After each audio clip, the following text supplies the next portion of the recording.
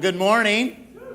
So glad to see you. If I don't know you, my name is Greg. I'm the pastor here at Miami Church. It's a pleasure to have you on a special day. And I know it's a special day for many of us, Mother's Day. I also want to just acknowledge, I know today can be a hard day for some of us. Maybe you've lost a mom, maybe separated somehow. I remember when we lost our first baby, that Mother's Day was brutal. It was really hard on our family. So I do acknowledge this can be a tough day for you. So I know that you're here. We're going to continue our conversation that we've been having for a couple of weeks called It Happens. And this conversation we've been having, it's really been resonating, I know, with many of us. I've heard from you. I've heard your stories. I've heard your feedback. Keep those coming. I love the emails. I love the text. It's been resonating. In fact, I was talking to my counselor earlier this week, and I said, I think this message series, It Happens, is just for me. Because, I mean, you guys are just kind of listening in to what's going on in my life, right? And it's like, it's stretching me, it's growing me, it's pushing me, it's challenging me. And today we're going to hit part 3 of our conversation called It Happens. Now, what we've been saying, just so we're all on the same page, is that we all have these dreams, right? We all have these expectations, what we want our life to be. Like, we dream of what life can be and life should be. And then life happens, right? And it's just real life, and it happens, and there's this gap. And so we've been talking about this idea of this gap between what we want our life to be and what life really is. And I think it's even deeper than that. Not only is just your dreams and what you dream about and your expectations, but I believe, and I've been saying this from day one, I believe that the stakes are even higher because I believe you were created on purpose, with a purpose, for a purpose. And regardless of how you were conceived or whatever that story is, that you were created and formed in your mother's womb, and your looks and your personalities and your quirks and your talents and abilities, all of that has deep meaning and purpose, and it's not by accident. In fact, I say that, and I believe that your ultimate purpose is really only found in a relationship with God, and that God created you on purpose, with purpose, for a purpose. And I believe that purpose is a grander purpose. It's bigger than probably whatever you or I can even imagine, and it's bigger than you, and it's a grander purpose. Now, when it comes to this idea of it happens, what we've been saying is we're just trying to take an honest look.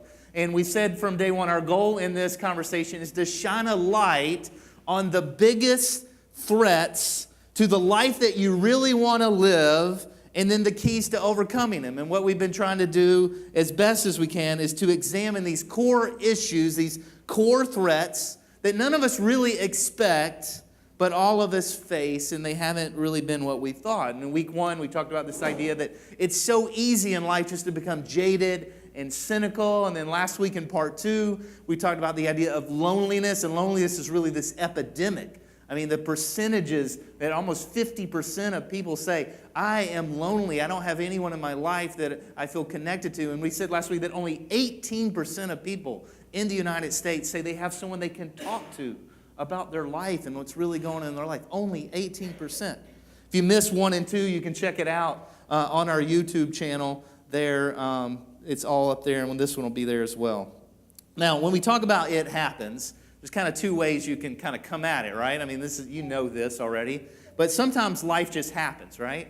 Like things just happen. You didn't choose them. You didn't control it. You can't control it. I mean, it just happens, right? Accidents happen. Things happen. Life just happens. And then there are things in life that happen because you make a choice, right? You choose something. You make a decision. And because you make that decision, then there are consequences or there are ramifications of your decision. Yesterday, I was at breakfast yesterday with my family, and we were at Coral Bagel down here on US 1, and I'm sitting out front with my daughter. Truth is, she was not behaving, so I had to take her outside. And we're sitting out front, and I see this dad and his 2 kids walking up, and there's a little girl, and she's got an iPad, and she is buried into this iPad. I mean, she is like, there could have been fire around her. She wouldn't have noticed. And I see her walking up, and she's not paying attention, and there's a curb. You know what she does? iPad goes flying, she lands, face plants right in there, and I go, well, that was a bad decision, right? Little girl, she made a decision, and her decision caused her to boom, right? But we know, that's a funny one, but we all make decisions, and some of our decisions cause it to happen. And here's where I want to go today. You'll see it here on the screen. I have participated in every bad decision I have ever made. I was there for all of them. Every single one of them, every bad financial decision, every bad relational decision, every bad professional decision, every bad parenting decision. There was one common denominator in all of those decisions. Me. I was there. I was there for all of them. I was the one that talked myself out of exercising. I was the one that talked myself into dessert. It was good, right? I'm a sucker, right, for you might also like, or customers who bought this might also be interested in, right?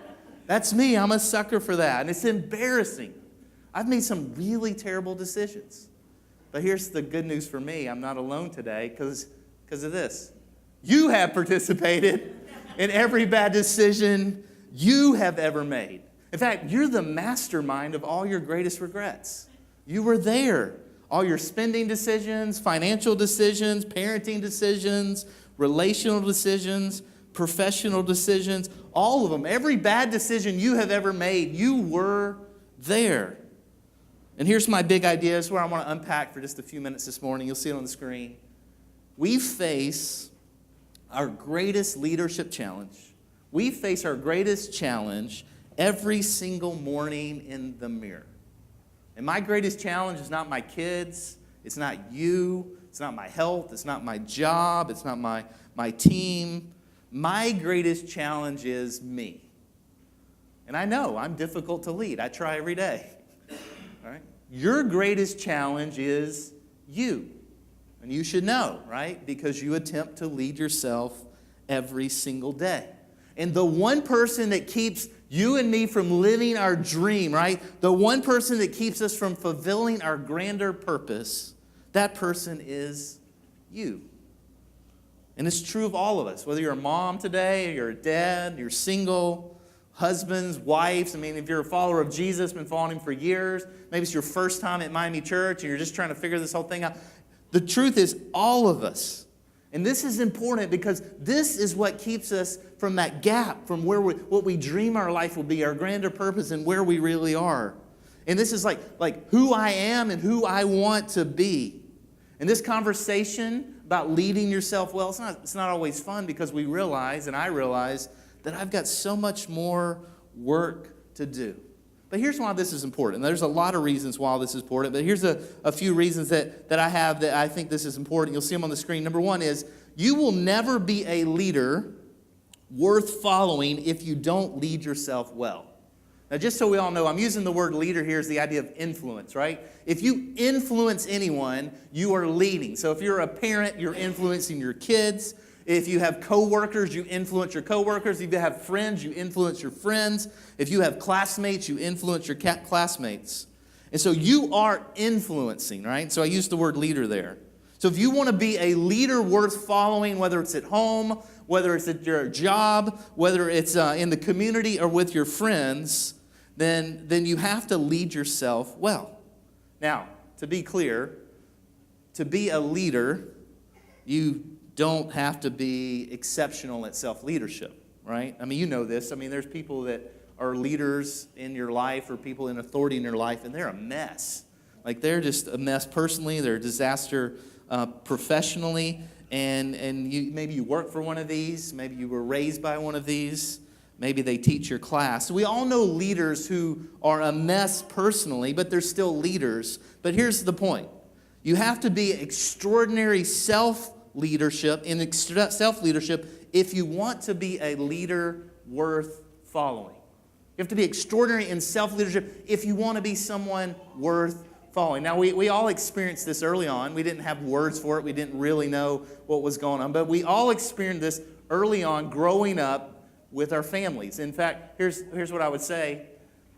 Whether or not you want to be like your parents depends on how well they led themselves. Now, many of us like our parents, but we don't want to be like our parents, right? So I love my parents, I like my parents, but I don't want to be like my parents. And whether or not you want to be like your parents has far more to do with how they led themselves than how they taught you or what they required of you or what they demanded of you or how they disciplined you. Why? because you will never be, and I will never be, we will never be leaders worth following in any capacity, in any arena, if we don't get the self-leadership thing down.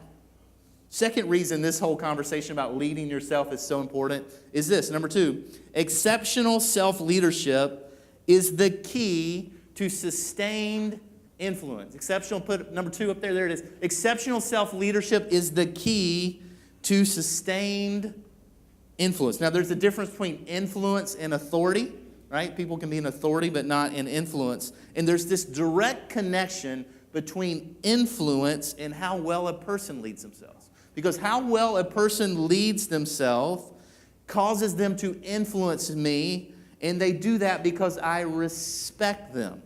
I respect them. We don't respect people who don't lead themselves well.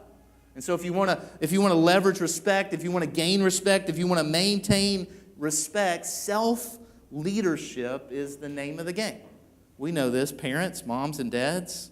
Here's the third reason. Roll through these real quick. Self-leadership, exceptional self-leadership is the key to sustained performance, right? When a person or a parent or a boss or a leader, when they burn out, when they flame out, when they give out, it's often related to poor self-leadership. Because great leaders last because they lead themselves first. And if you want to have sustained impact at your house, with your kids, with your spouse, with your family, with your friends, in the community, if you want to live the life you dream of living, if you want to accomplish your purpose and mission in 5 years, 10 years, 20 years, 30 years down the road when your kids are grown, it comes down to this, self-leadership. It comes down to leading the person that you see in the mirror every single morning. And if you don't lead yourself well, you can't. You will not, you cannot live the life that you want to live. So what I want to do in just a few minutes here is I want to just propose to you guys 3 decisions that I want to make and that I am encouraging you to make. They're super practical. We could say way more. There's lots more. There's books written about this. But in our limited time together, I want to look at 3 really practical decisions that if we could make today would make a difference because your life depends on it. Your dreams depend on it. Your purpose depends on it. Your family depends on it. The experience, the future of your family depends on it. Your people that you lead at work, their future depends on it. So this is one of those stake in the ground, let's decide together, let's resolve to make these decisions. And here they are. They may not be what you think, but here's decision number 1. I will not lie to myself even when the truth makes me feel bad about myself.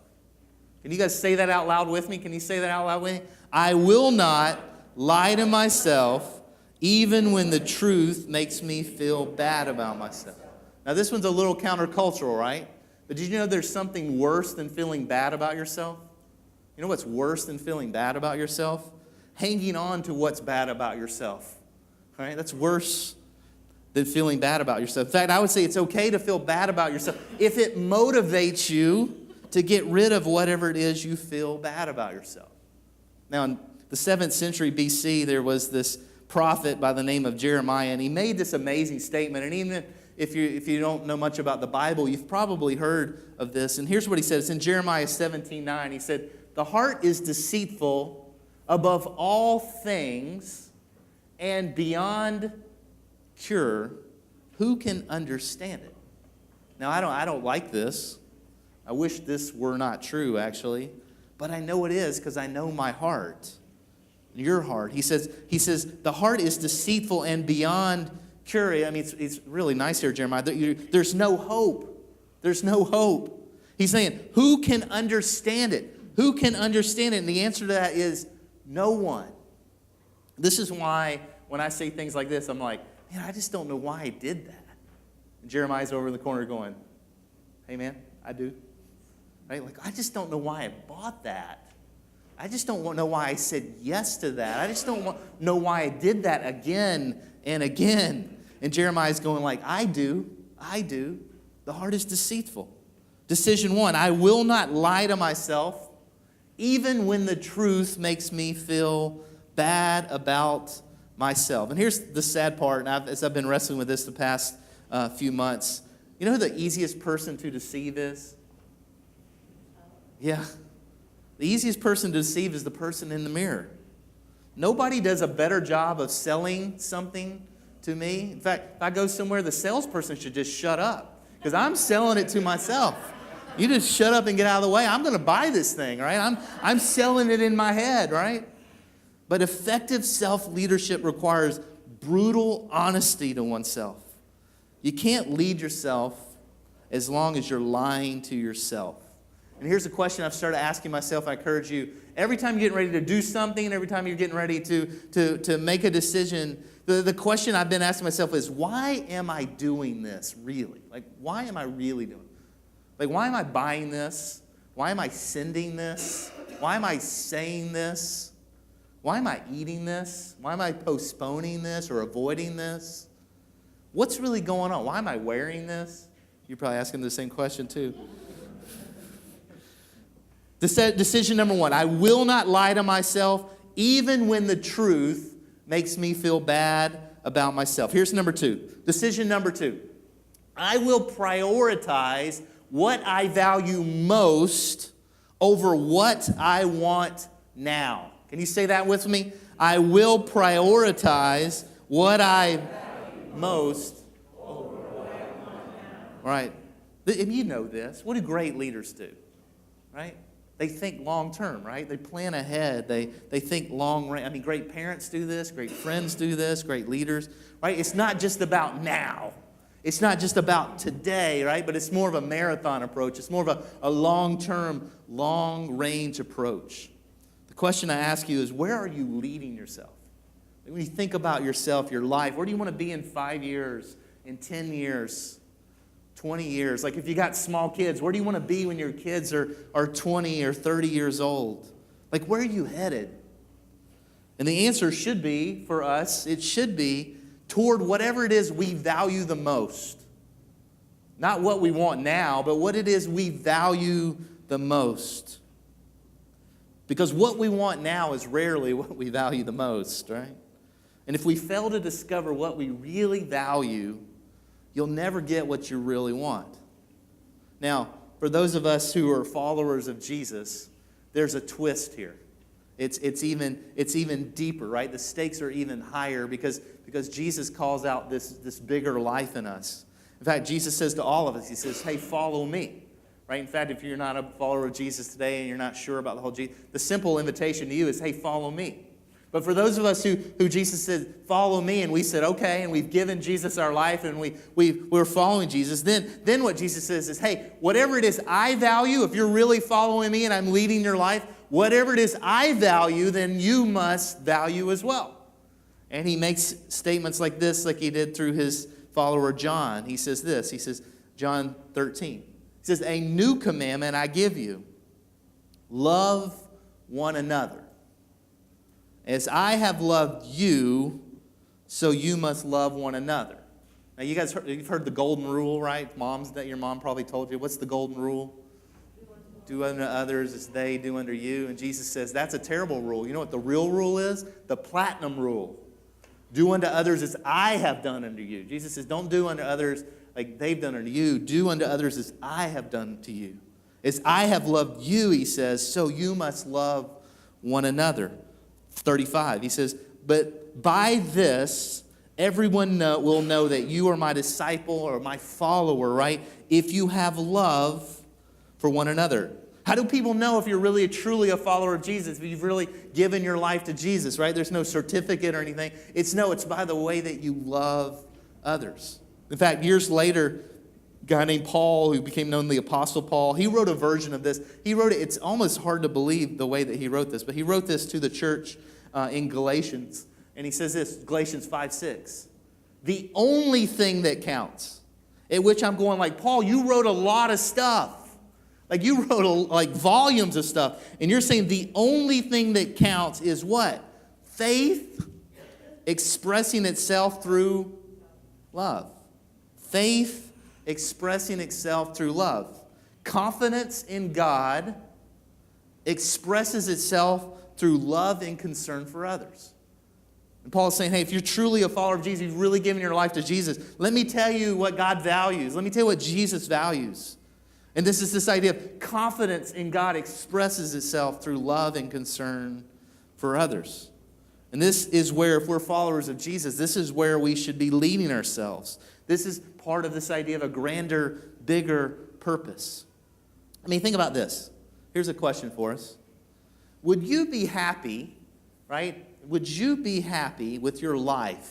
I mean, the end of your life, right? If at the end of your life, if you've lived your life with faith and love at the center of your life.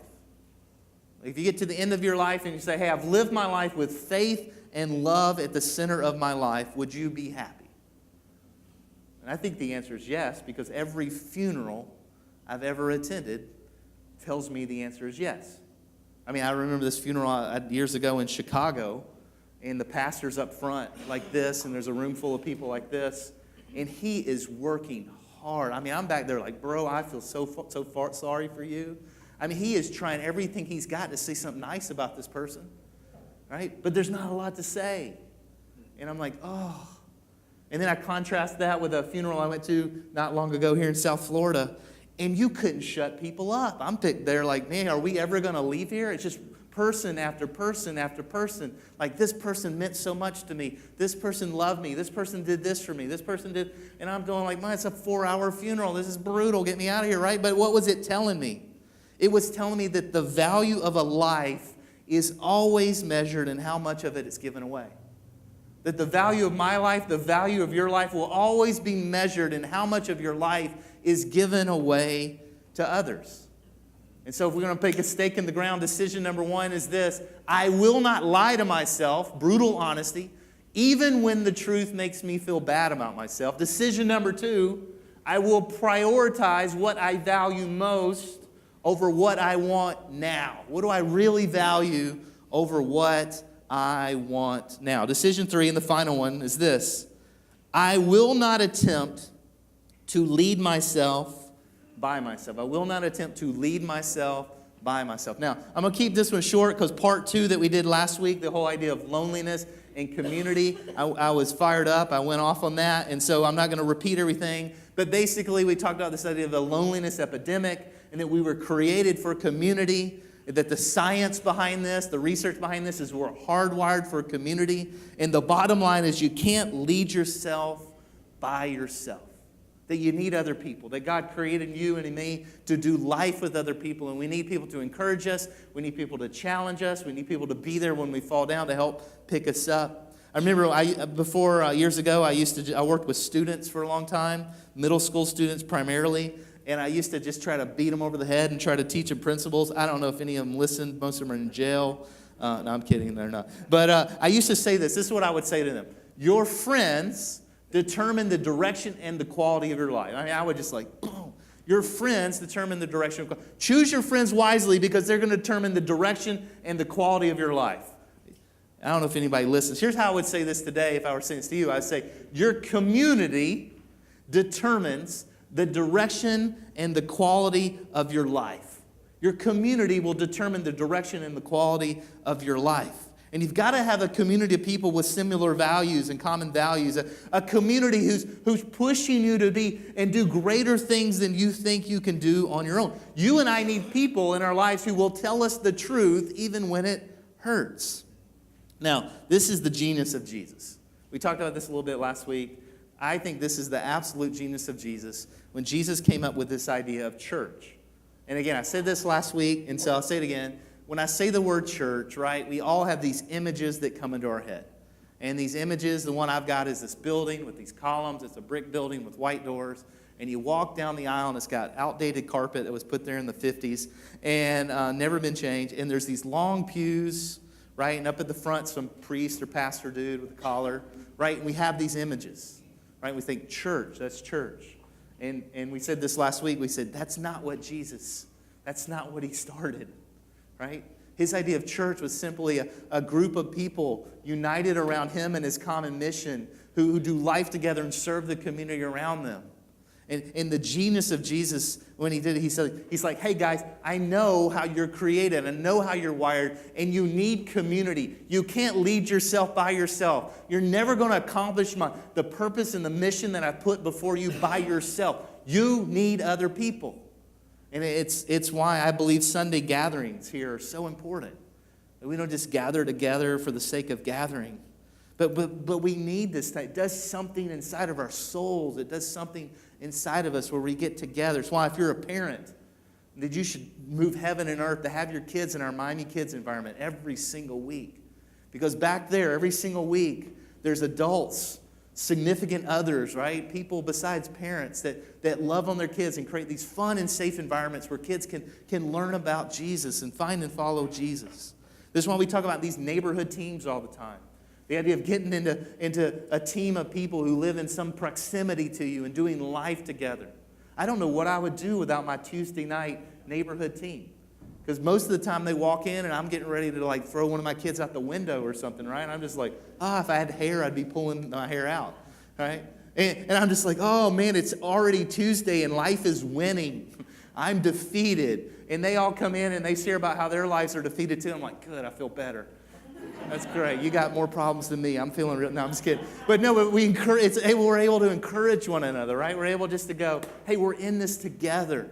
We're doing life together. We were talking this past week. One of the people in the group was talking about when she was in the hospital this past summer, and how when she hit the hospital and it was serious, right? Like, who does she call? She didn't have family in town. Who does she call? You know, I told the story on Tuesday when our youngest kid now, our third kid, when we were pregnant with him. It was a brutal. I relate to you, lady. It's been a tough pregnancy. When my wife was pregnant, right, with our youngest, and we were getting toward the end there, she was having contractions in the middle of the night, right? It's like midnight. And we're like, we got to go to the hospital, but we got 2 other kids. What are we going to do? And we picked up the phone and we called someone from our neighborhood team. And she said, I'll be there in 5 minutes. I mean, this is a smart, professional lady. She's a doctor, right? She said, I'll be there in 5 minutes. She hits the door, right? She's holding a pillow and a blanket. I'll never forget this. She comes in and she lays down on our sofa, and we go off to the hospital. And we didn't have him that night. We come back, several hours later, and I was like, man, we need people like that, right? You need people in your life. In fact, the writer of Hebrews says it this way in Hebrews chapter 10. He says, let us think of ways to motivate, to encourage one another to acts of love and good works. He says, hey, don't neglect meeting together. Don't neglect the gathering. Don't neglect the Sunday gathering or the neighborhood team gathering. Don't neglect that, as some people do, but encourage one another, especially now that the day of his return is drawing near. This is what Miami Church should be. This is what our neighborhood team should be. This is what this gathering should be, right? Is we should motivate one another. We should encourage one another to do acts of love, to do good, to live beyond ourselves. So when it happens, right? When life happens, whether you choose it or not, when life happens, that we're here for each other and we rejoice with each other. We cry with each other. So here are 3 decisions. Decision number 1, I will not lie to myself even when the truth makes me feel bad about myself. Decision number 2, I will prioritize what I value most over what I want now, today. And number 3, I will not attempt to lead myself by myself, because we were created for community and we need each other. And here's the deal. Every one of you, myself included, every one of us will end up somewhere. And my hope, my prayer, my desire, as I look you in the face, is that you will end up somewhere on purpose. And there's only one person in this room who can ensure that happens. And that's the person you see every single morning in the mirror. And so your biggest leadership challenge, your biggest challenge that you face every day is the person you see in the mirror every single morning. And it's Mother's Day. Can I just say a quick word to parents, to moms and dads? I mean, this is huge, right? This idea of self-leadership is huge because you have some small faces, some small mirrors who are depending on you, who are counting on you. They are counting on you to lead yourself well. This is huge. This is the whole game. Can I say a word to singles? I know we have many singles in this room that maybe you want to be married. And here's what I know about you, right? You're looking for someone, at least I hope you are, you should be. You're looking for someone who is leading themselves well, right? That's who you want to do life with. That's who you want to do life partner with. And so if we're gonna keep it real, right? Then if you're single, then you need to be the person, you need to be the leader that you're looking for. You need to be the kind of person that you're looking for. Because you've got to become the person that you're looking for, because that's going to attract the kind of person that you want. The hardest person to lead, the hardest person I lead every day, right here. The hardest person you lead every day is you. Will you say a word of prayer with me?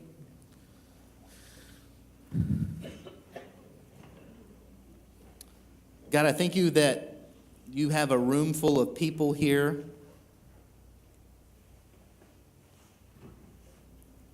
that you have called and you have shaped and formed, God. And I look out this room and see incredible men and women and students who can change this city and turn this city upside down.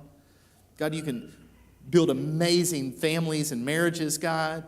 I see so much leadership potential in people that can just, in all kinds of avenues, change the world, God. And I pray that right now, God, that we would put a stake in the ground, that we would determine, God, that through your Spirit, with your power, God, we want to lead ourselves well so that we can make a difference in this city, in this community, and in our lives for you. And so, God, I thank you for this time we have now. And I pray this in Jesus' name. And amen. We're going to move into a time of response. And I do believe on this Mother's Day, whether you're a dad, whether you're a mom, whether you're single, wherever you are, that the greatest gift that you can give yourself, the greatest gift you can give your family, the greatest gift you can give your coworkers, the greatest gift you can give anybody is to lead yourself well. But I do want to be clear. Being an exceptional self-leader, you could be the best self-leader in the world, and that does not earn you the favor of God. It does not earn you the favor. You should. You should lead yourself well. And then with God's cooperation and partnership, man, you can change the world. But being a great self-leader alone does not earn you the favor of God. Jesus came, and he gave his life. He died, and then he, 3 days later, I believe, literally, physically, historically, rose from the dead. And because he's alive, he says, hey, I want you to follow me. He said, if you'll receive me, if you'll accept me, if you'll follow me by grace through faith. He said, it's a gift to you. You can't earn it. You can't work hard enough. You can't get there on your own. Yeah, I think we should lead ourselves well. We need to. But ultimately, pure, true relationship, authentic relationship and peace and hope comes through a relationship with God. So that is available to you and me today. So if that's something you're considering, I'd love for you just to encourage you guys where you're sitting right now. The team's going to play over us. Maybe you just want to talk to God and say, okay, God, I want to give my life fully to you. I want to be the man or the woman or the student that you call me to be. I want to give my life to you.